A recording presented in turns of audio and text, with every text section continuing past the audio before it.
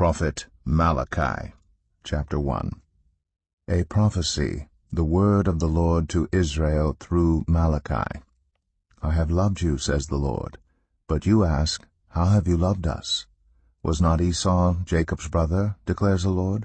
Yet I have loved Jacob, but Esau I have hated, and I have turned his hill country into a wasteland, and left his inheritance to the desert jackals. Edom may say, though we have been crushed, we will rebuild the ruins. But this is what the Lord Almighty says, they may build, but I will demolish. They will be called the wicked land, a people always under the wrath of the Lord. You will see it with your own eyes and say, great is the Lord, even beyond the borders of Israel. A son honors his father, and a slave his master. If I am a father, where is the honor due me? If I am a master, where is the respect due me, says the Lord Almighty? It is you, priests, who show contempt for my name. But you ask, how have we shown contempt for your name? By offering defiled food on my altar. But you ask, how have we defiled you? By saying that the Lord's table is contemptible? When you offer blind animals for sacrifice, is that not wrong? When you sacrifice lame or diseased animals, is that not wrong? Try offering them to your governor. Would he be pleased with you? Would he accept you, says the Lord Almighty? Now plead with God to be gracious to us. With such offerings from your hands will he accept you, says the Lord Almighty? Oh, that one of you would shut the temple doors, so that you would not light useless fires on my altar. I am not pleased with you, says the Lord Almighty, and I will accept no offering from your hands. My name will be great among the nations, from where the sun rises to where it sets. In every place incense and pure offerings will be brought to me, because my name will be great among the nations, says the Lord Almighty. But you profane it by saying, the Lord's table is defiled, and its food is contemptible. And you say, what a burden! And you sniff at it contemptuously, says the Lord Almighty.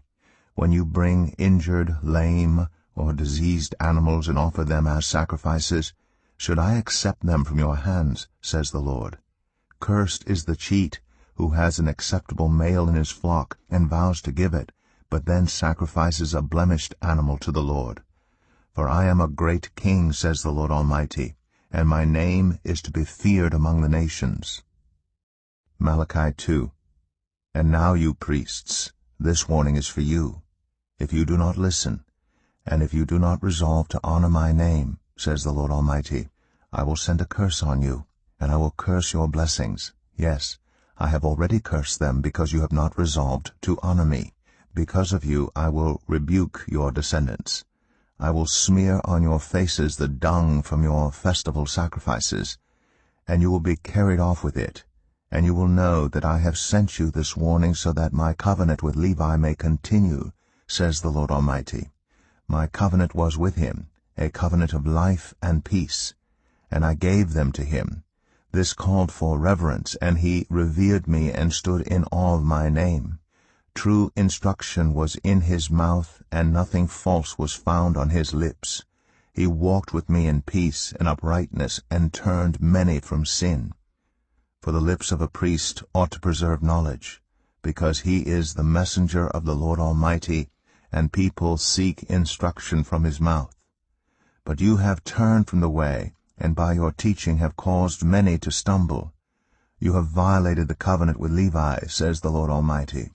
So I have caused you to be despised and humiliated before all the people, because you have not followed my ways, but have shown partiality in matters of the law. Do we not all have one Father? Did not one God create us? Why do we profane the covenant of our ancestors by being unfaithful to one another? Judah has been unfaithful. A detestable thing has been committed in Israel and in Jerusalem. Judah has desecrated the sanctuary the Lord loves by marrying women who worship a foreign god. As for the man who does this, whoever he may be, may the Lord remove him from the tents of Jacob, even though he brings an offering to the Lord Almighty. Another thing you do. You flood the Lord's altar with tears. You weep and wail because he no longer looks with favor on your offerings, or accepts them with pleasure from your hands. You ask why. It is because the Lord is the witness between you and the wife of your youth. You have been unfaithful to her, though she is your partner, the wife of your marriage covenant. Has not the one God made you? You belong to him in body and spirit. And what does the one God seek? Godly offspring. So be on your guard, and do not be unfaithful to the wife of your youth. The man who hates and divorces his wife, says the Lord, the God of Israel, does violence to the one he should protect, says the Lord Almighty. So be on your guard, and do not be unfaithful. You have wearied the Lord with your words. How have we wearied him, you ask? By saying, all who do evil are good in the eyes of the Lord, and he is pleased with them. Or, where is the God of justice? Malachi 3. I will send my messenger, who will prepare the way before me. Then suddenly the Lord you are seeking will come to his temple. The messenger of the covenant, whom you desire, will come, says the Lord Almighty. But who can endure the day of his coming? Who can stand when he appears? For he will be like a refiner's fire, or a launderer's soap. He will sit as a refiner and purifier of silver. He will purify the Levites and refine them like gold and silver. Then the Lord will have men who will bring offerings in righteousness, and the offerings of Judah and Jerusalem will be acceptable to the Lord, as in days gone by, as in former years.